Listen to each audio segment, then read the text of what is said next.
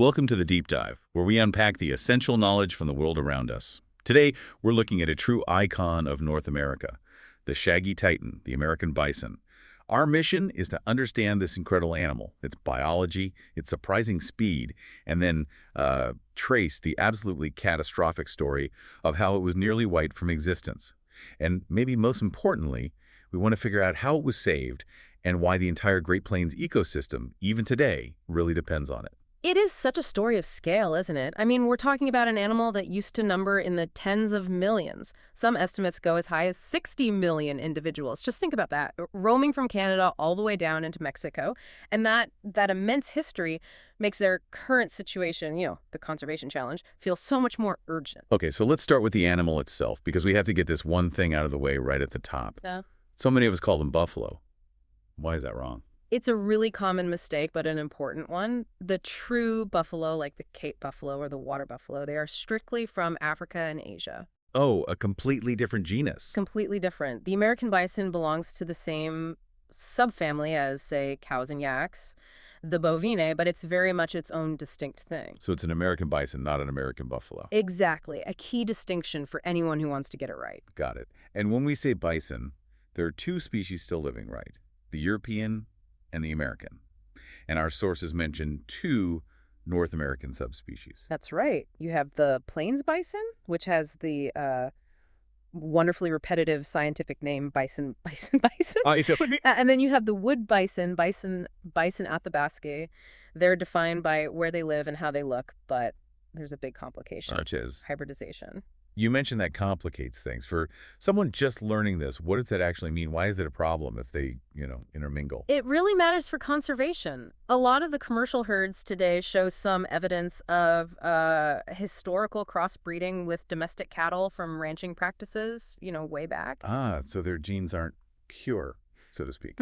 Exactly. So for conservationists who are trying to restore the wild species, they're looking for herds with the purest possible genetic stock. Even trace amounts of cattle genes kind of dilute that wild integrity. So they're hunting for these pure herds, probably from places like Yellowstone. That's the heart of it, yes. It makes an already hard job so much harder. Okay, let's talk about their raw size. A big male can be 6 feet tall at the shoulder and weigh up to 900 kilos. Yep. That's about the weight of a compact car. They're just massive. And built for the cold, I take it. Absolutely. Their insulation is so profound you can see pictures where snow is just accumulating on their backs. It sits there without melting. Even when the bison is moving around, they're basically walking muscle-bound blankets. But here's the thing that really shocked me. The contradiction. You see this huge lumbering tank, and you think it's slow. But it's not.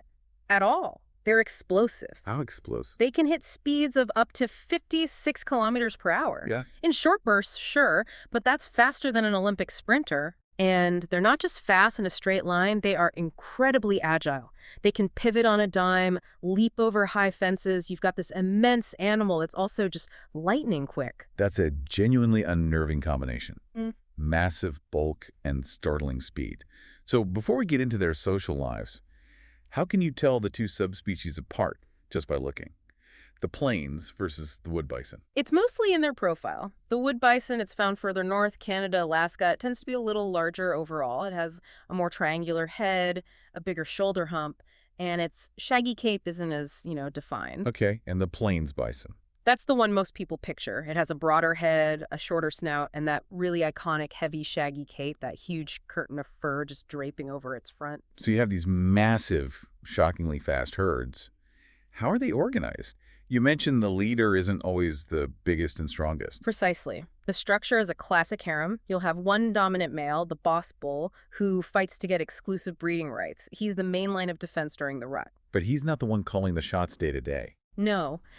The real operational power belongs to the matriarch. She's usually an older, very experienced female. She decides when the herd moves, where they graze, when they rest. She runs the show. So if she's making all the survival decisions, what is the dominant male really doing outside of breeding season? He's basically on security and status duty. And he has to constantly defend that status. During the rut, the bulls fight with those half-meter horns, just crashing their skulls together. It's incredibly draining. And to save that energy, they have a whole intimidation routine, right? It's not always a full-on fight. Oh, absolutely. They're masters of psychological warfare. You'll see them bellowing, snorting, stamping the ground.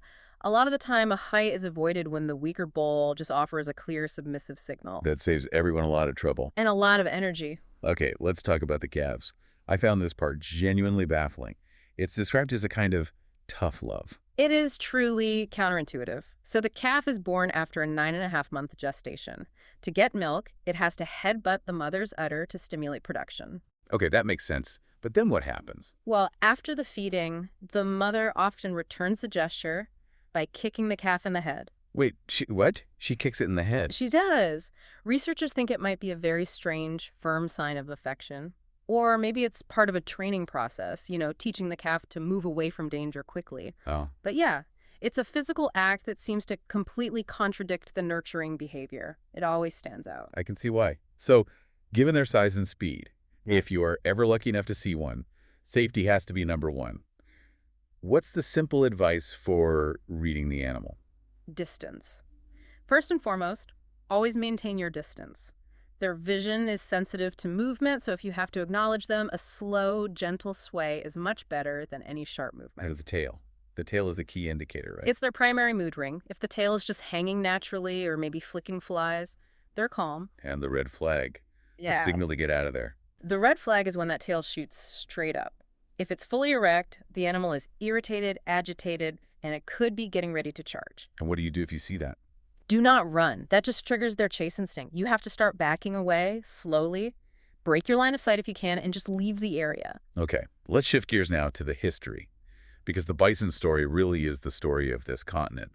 Before colonization, we're talking up to 60 million animals. How fast did that all disappear? It was an unbelievably rapid collapse. The sources say that by 1888, the bison population in Canada was effectively extinct, gone. And in the U.S.? In the United States, only about 300 wild individuals were left.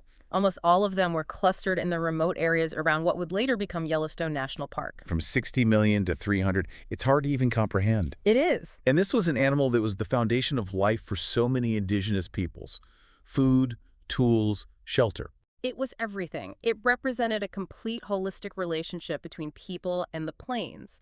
So when that decline began, the impact was culturally and physically just devastating. What were the two big forces that pushed them right to the edge of annihilation? The first was habitat loss. The constant expansion of agriculture, the building of railways, it all cut across their ancient migration routes. The second factor was much more deliberate. It was hunting. Not just for hides, though. No. While many were hunted for the fur trade, there was also a very specific strategic policy to eliminate the bison as a resource base.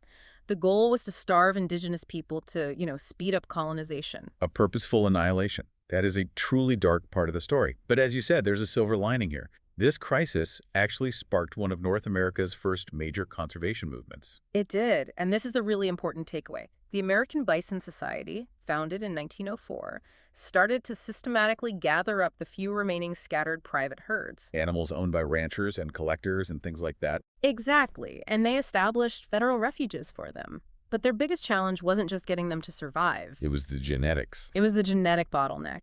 You're down to a few hundred animals.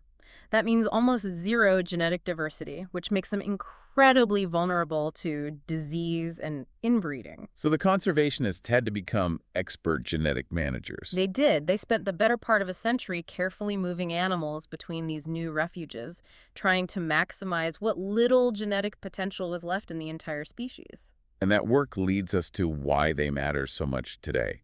They aren't just an icon, they're the engine for the whole ecosystem. They are the absolute classic definition of a keystone species for the Great Plains. You pull the keystone out of an arch, and the whole thing comes down. And the prairies are now one of the most threatened ecosystems in the world. Largely because the bison were removed. The ecosystem relies entirely on their specific behaviors to stay healthy. So let's list those jobs. We know they provide food for predators, but what else are they doing? It's all incredibly subtle. Their thick, shaggy fur acts like a transport system, carrying seeds across huge distances. Yeah. And their grazing is unique. Unlike cows, they graze rotationally. They'll chew grasses down and then move on, which actually allows the grass to spring back greener and stronger. And of course, their dung is a crucial fertilizer. And what about that behavior of wallowing? Rolling around in the dirt. It helps with flies and shedding their winter coat, but what's the deeper ecological benefit? The wallows are vital. They're microecosystems. When they dig that pit and roll around, they open up bare ground for new grasses to grow. Can they hold water? Critically, they hold rainwater. They become these temporary little pools that are essential habitats for insects, for amphibians, and for certain plant seeds to germinate. So every single time a bison rolls around to scratch an itch, it is literally reshaping the landscape to help dozens of other species survive. So a simple dust bath is actually a fundamental act of environmental engineering. That's a perfect way to put it. But despite all this success, the numbers are still so small. Only about 20,000 plains bison left globally. And Canada only has about 10% of that. It's still a project, yes. They are resilient, but their recovery is still a work in progress. But if we connect this all back to the bigger picture, that century-long effort to bring the American bison back from the very brink, it really serves as this incredible model. It shows us that even when you're facing catastrophic loss, even with a severe genetic bottleneck, focused and sustained effort can restore species, and you can begin to regenerate their entire ecosystem. That success story is incredibly encouraging, and it brings up an interesting question from our sources. The European bison, its counterpart over there, was completely extinct in the wild for decades but is now making a comeback. So considering the powerful keystone role the American bison plays, the wallowing, the seed dispersal, the grazing, what unexpected role might Europe's largest land animal play in the recovery and rewilding of its own threatened ecosystems? That is something for you to think about until next time.